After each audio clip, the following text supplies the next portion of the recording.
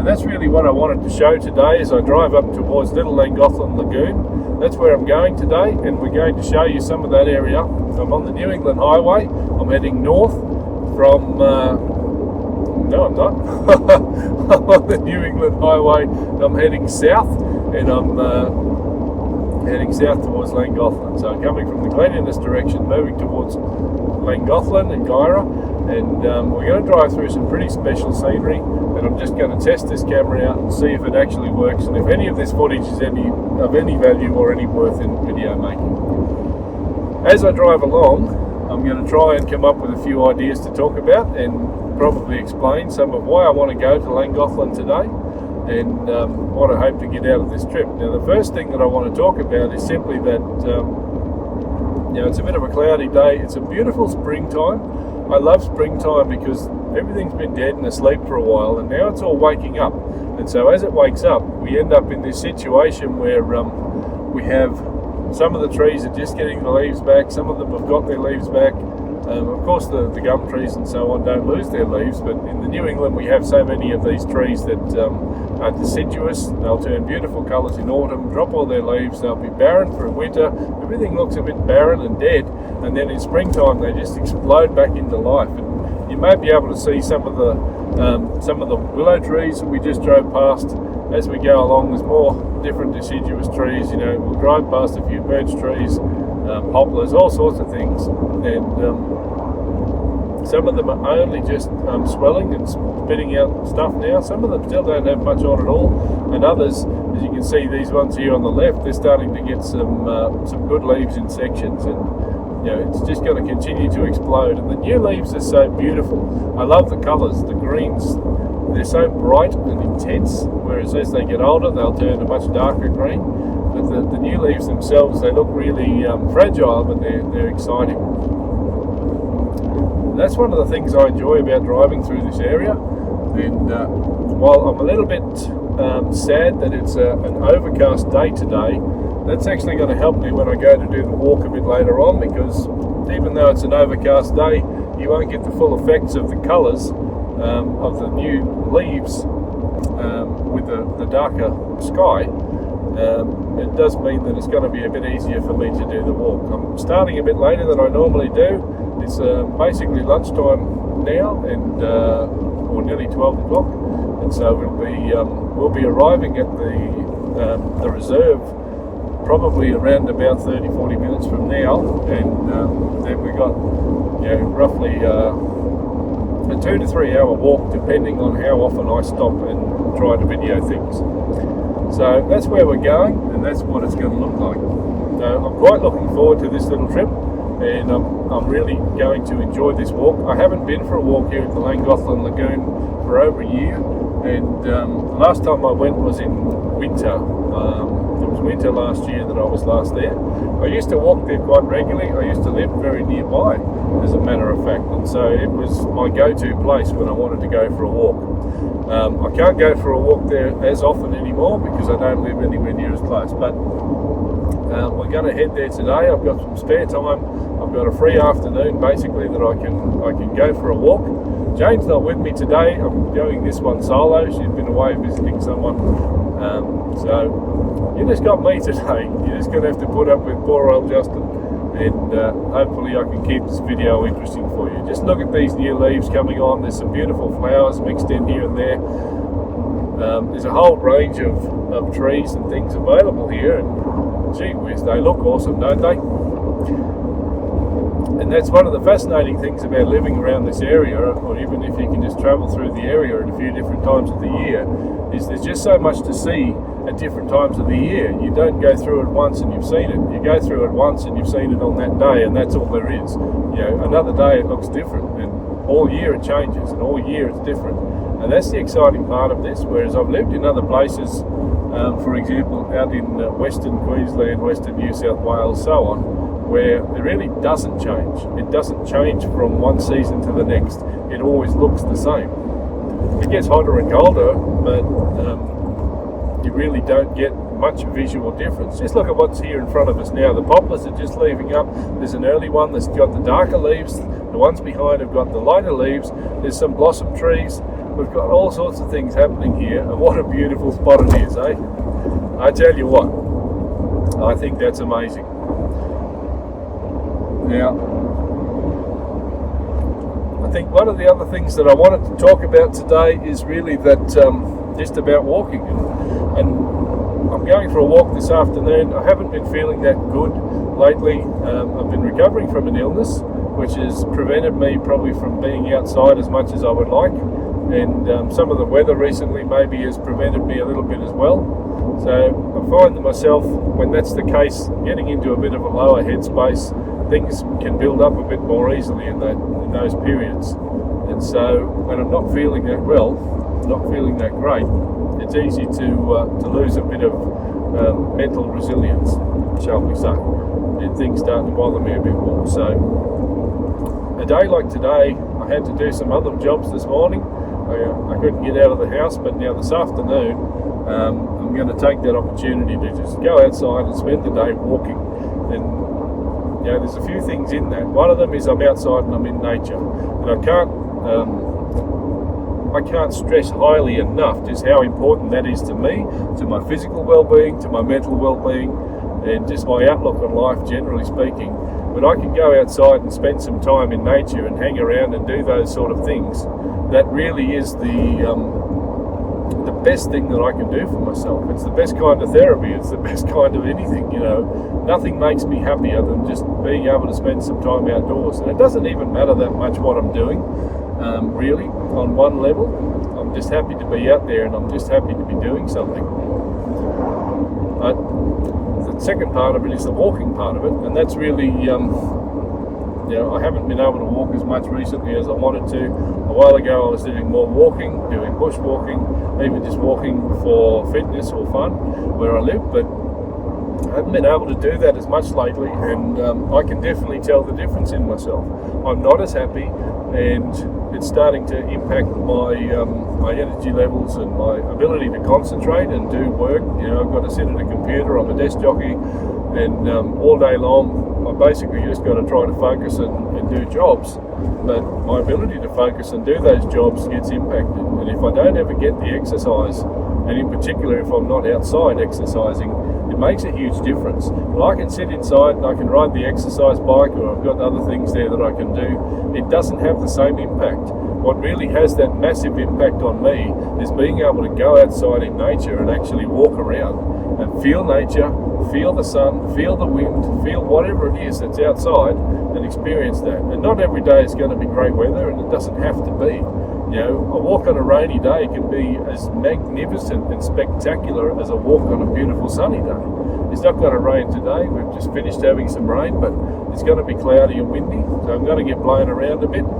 And sometimes that's weather that people would avoid going outside in, but not me. I'm going to go out because that's really what I need to get out of this. That's where we're going today, the little Llangothlin Lagoon.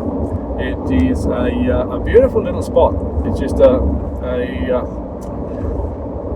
high altitude wetlands, and when we get there I'll have a read of the sign and give you some facts and figures, but basically it's a beautiful reserve to preserve this high altitude wetland, and there's a wide array of bird life that you see every time you go there. There's always birds on the lagoon, except in 2019 I think it was, in the worst of the drought, the lagoon was pretty much dry, but most years it's got at least some water in it, and it has a massive array of nesting bird life. Now, I can't name all the different species. I'm not a bird expert, but I'm gradually learning a little bit more as I go, and it's certainly a topic I want to learn more about, and I'll be spending more time trying to figure out what some of these things are in the future, so I can share a bit more information.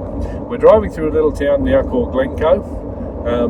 This town, I guess, is roughly-ish halfway between, or probably not quite. There's not much here. There's a few houses. There is a pub. It's hard to know nowadays if it's open or closed. You're seeing it go past you on the right. There's a car park there, but I don't know if they're actually open for business or not. I'm not going in there, but they've been open and closed a few different times over the years. It's done up in an old style. I think it was actually built in the 1960s, but it's done up as an old style country pub from Britain. It's called the Red Lion, and the idea was one of those old style pubs. There's a big dining room in there with a beautiful open fireplace at the end, and it's that old worldly sort of charm about it when you can go in there and have a drink or have a meal. I've been there to eat a few times, and the food was always good, but we don't always know if it's open or not. And we're still climbing. We're still going up further, and as we keep climbing, we'll find out just how far up it goes. But it's we probably come up a couple of 100 meters from where we started by now, from where I started the video. But it would have been roughly 1100 meters. We certainly be up at around the 1300 meter mark by here, and it levels off a bit here, and we go through some undulations, but you can have a look out across the valley a little bit. As we go around some of these bends, you should be able to see something, and we've got some scenarios up here where you get some beautiful vistas across many valleys, but it doesn't necessarily showcase just how high the altitude is. Must be driving through a little spits. The wipers come on. It's often the case that once you come up to the top of the mountain, there's more cloud and there's a bit more rain than there is down the bottom. And when I lived up this way, that's often the kind of weather that we had for long periods of time. Is in summer, winter, or any other time, is you would get long periods of drizzly weather. Well, the clouds would just sit there. You might not even get any rain, less than a millimetre of rain, but the occasional spot here and there. But it's just cold and it's windy, and you sit in the cloud. And some of those days can be a little bit disheartening because you want to go outside and do things, but when you go outside, you find that it's quite unpleasant, or you're very unhappy because it's dreary all the time, and you get really cold, and you just miss the sun. Now, I can't imagine what it would be like living in a place where you get many months of winter and snow and dark weather and maybe no real sunshine at all. I can't imagine living in a place like that. The tiny little bit of unhappiness that I get from being cooped up inside and not wanting to go outside on a grey, windy day, it must be amplified so much more when you live in those places. So we've just turned off onto the Tubramurra Road, off the New England Highway. We're roughly halfway between Glen Innes and Armadale, a little bit closer to Glen Innes. It's about 45 to Glen, about 55 to Armadale. If you're looking to find the place, it's well signposted. There's a little brown sign. We drove through some country roads here. It's about 6 k's off the main road to the reserve. It's on Google Maps. It's easy to find. Can't get lost. If you do get lost, it's actually quite a nice drive.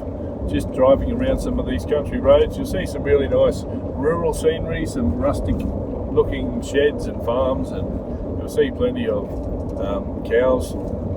It's a big cattle area, lots of cows, some sheep still. I think in the early days this whole area was opened up for sheep, back when all of Australia was basically the sheep mecca to supply the textile mills of Britain. Not so many sheep now, but still, I guess a decent amount of sheep. There's some in the farm here in front of us, but it tends to be more beef cattle. There's no dairy cattle here that I'm aware of. I think they're all over close to the coast. But the beef cattle do quite well in this country. Not too many crops grown around here, mainly all just livestock. Some of these roads don't get looked after real well, so just be aware of that. Sometimes there's long periods between maintenance on them, so they get a lot of potholes in them. This road, the last time I drove on it was pretty bloody rough, but it's not too bad at the moment. Here's our turn off here, Bagot Road, to the Little Llangothlin Nature Reserve. It's a no-through road, this one, so you're not going to follow it anywhere in particular. It'll just take you to somebody's farm, but we're going to turn off up near the end of it, and it should be a nice drive. It's a short section of gravel. The gravel is actually always in better condition than the bitumen is. Gravel's easier to maintain. They can just run over it with a grader roll it down, hit it with the water truck and off you go. Whereas the bitumen takes a lot more looking after.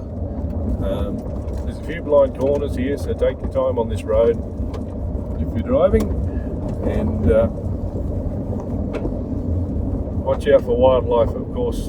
In the earlier part and the later part of the day, there'll often be kangaroos through here, but there is occasionally a cow or a sheep that's gotten out of a fence somewhere as well, so just be aware of that. Don't go tearing along here at 1,000,000 miles an hour unless you want to have something sitting on your bumper bar that wasn't there when you started the journey.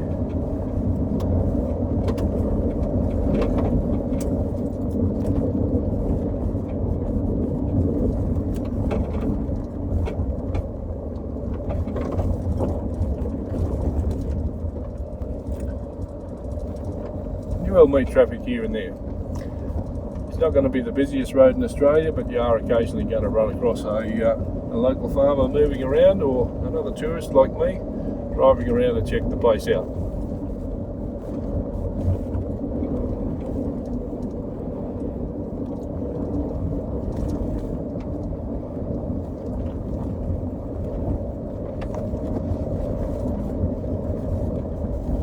There's a little bit of misty rain in the air. Now, not expecting it to rain very much though, so we won't worry too much. I brought my jacket with me more as a protection against the wind than anything else. But if it does rain, then that will keep the water off me enough. It's not a raincoat, but it is certainly a shower-proof jacket. It will handle a few water drips. A lot of these farms have these cool metal signs now. They've got some really interesting pictures and so on cut out on them. I like it. I think it's really nice.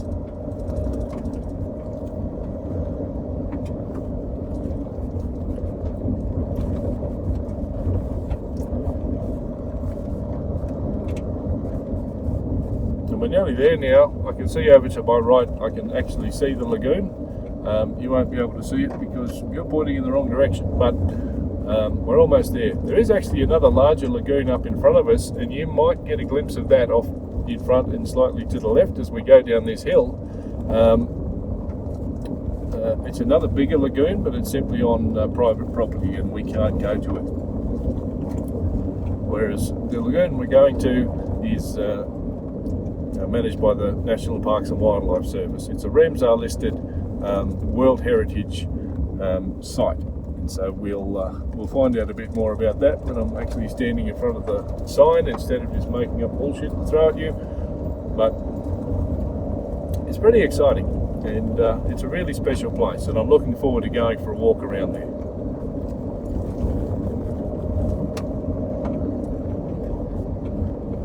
So the temperature today at the moment, right here, right now, according to my car, is 10 degrees Celsius. That's really ideal walking condition weather. You don't want it to be too hot when you're walking. I think 10 to 15 degrees is really nice. It doesn't bother me if it's colder. If it's really cold, it stings your eyes when you're walking around, so it makes it a bit tougher when it's sub-zero. But if it's anywhere from 0 to 15, I think is really nice. It looks like we've got the place to ourselves today so far. Often that's the case when I've come here. Sometimes I've met other people, but plenty of times I've come here and I've been completely on my own. Now I'm going to park in the shade since there's nobody really here today.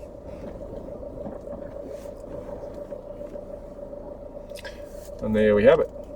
So out there beyond the trees in front of you is the lagoon. We're here, and let's go for a walk and check it out.